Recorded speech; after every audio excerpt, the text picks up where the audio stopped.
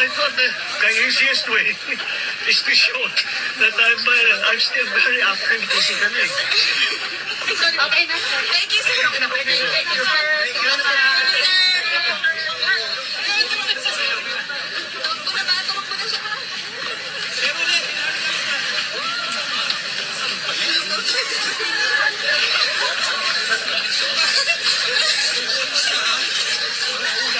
Hanggang alas 5 ng hapon, naghahabulan kami dito sa Malacanang kasi sinusubukang patunayan ni Pangulong Ferdinand Marcos Jr. na nasa magandang kalusugan siya.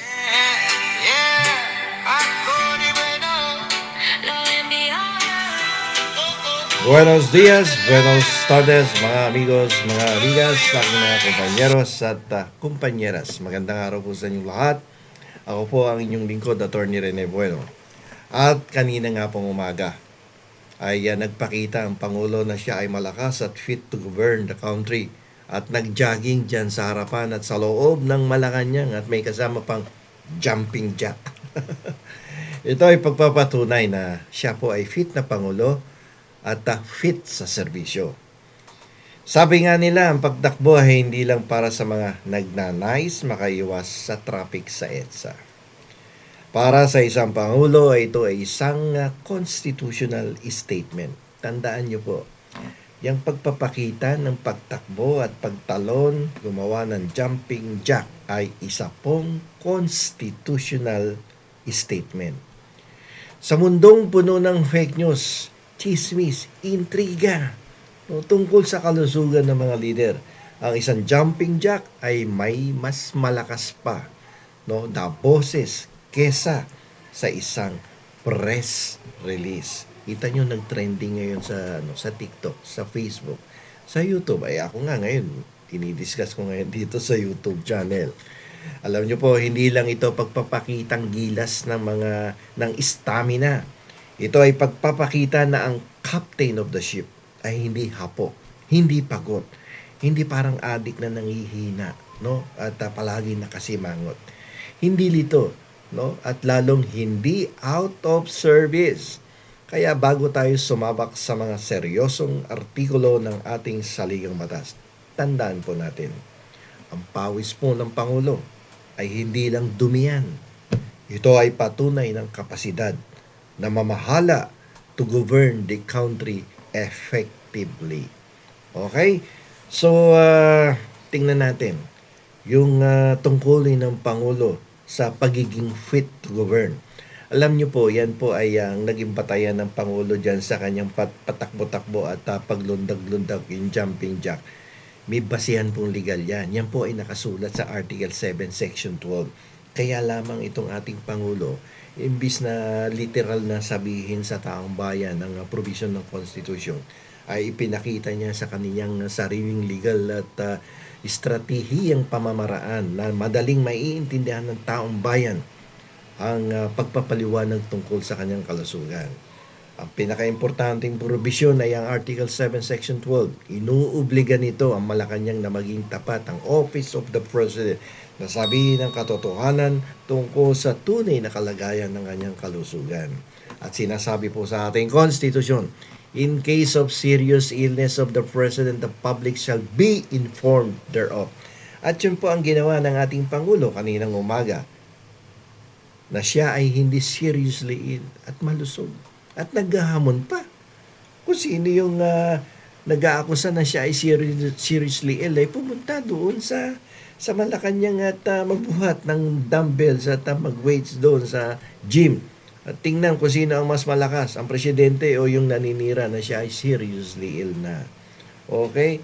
At ito namang si dating presidential spokesperson na si Harry Roque ay sinasabing mas maganda magkaroon ng medical bulletin, certification documents coming from the doctor.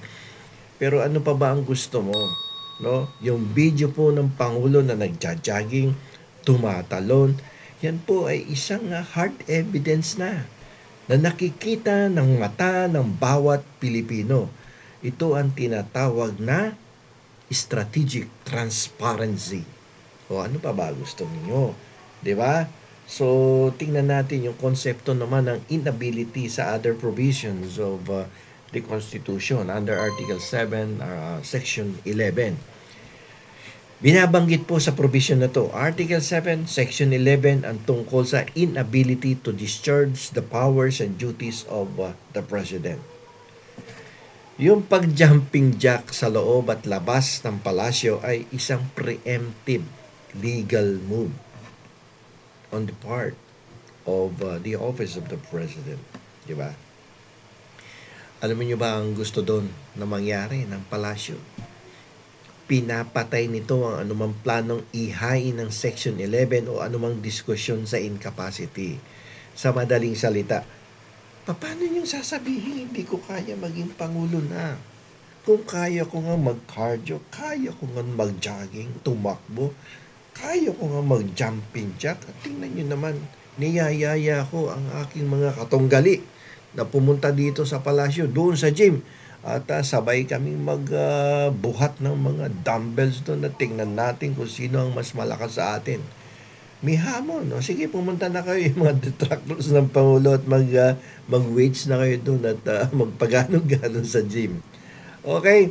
Isa pang provision sa article sa Constitution, yung Article 11, Section 1. Ano sabi doon? Public office is a public trust. Yung pong pagpapakita ng ating Pangulo ng kanyang tunay na katayuan ng kalusugan ay bahagi ng public accountability yan. Ang isang Pangulong aktibo sa bakuran ng Malacanang ay nagbibigay ng mensahe ng katatagan.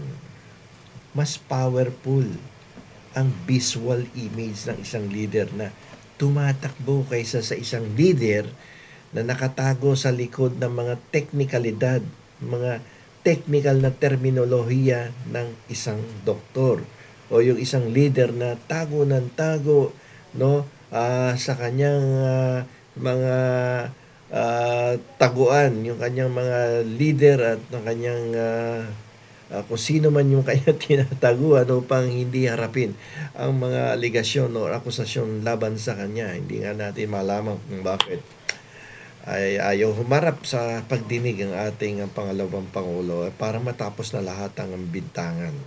Okay? So, yung simple pong pagtakbo at pagtalo ni President Bongbong Marcos ay hindi lamang isang fitness routine. Sinabi ko nga kanina, constitutional statement yan. Ito po ay isang constitutional flex, no? Na nagpapakita na mas malakas na ebidensya to, no, na talaga namang very strategic, no, legal na legal dahil diretso sa mata, puso at isipan ng mga tao na ang Pangulo ay talaga namang maganda ang katayuan ng kanyang kalusugan. Nilalagpasan nito ang bureaucracia ng mga medical certificate at binibigyan ang taong bayan ng peace of mind. No? So dito, pinapaalala nito sa atin ang ating saligang batas sa hindi lamang mga salita sa papel, kundi isang buhay na mekanismo. Ang mga mensahe po ay malinaw. Hanggat kaya pang mag-jumping jack ang makinarya ng gobyerno, ay patuloy po na iikot yan. Ang Pangulong malakas ay bansang hindi basta-basta matitibag. Di ba? So, ayan. May hard evidence na pinakita sa atin. Kaya naman siguro dapat tumigil na yung mga fake news na nagpapakalat ng balita na mahina na ang presidente, malapit na matigok, mga ganyan, no? May mga retrato pa na may nakalagay na sa mukha at nasa ICU.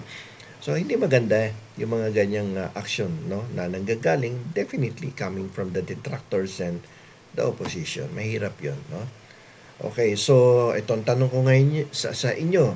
So, sa tingin nyo ba, sapat na ba ang visual proof na ito para patahimikin ang mga kritiko? O kailangan pa rin ba talaga ang pirma ng doktor para tuluyan ng maniwala itong mga detractors ng ating Pangulong Bongbong Marcos? So, dito na lamang po. Ito muli ang inyong lingkod, Attorney Rene Buwan.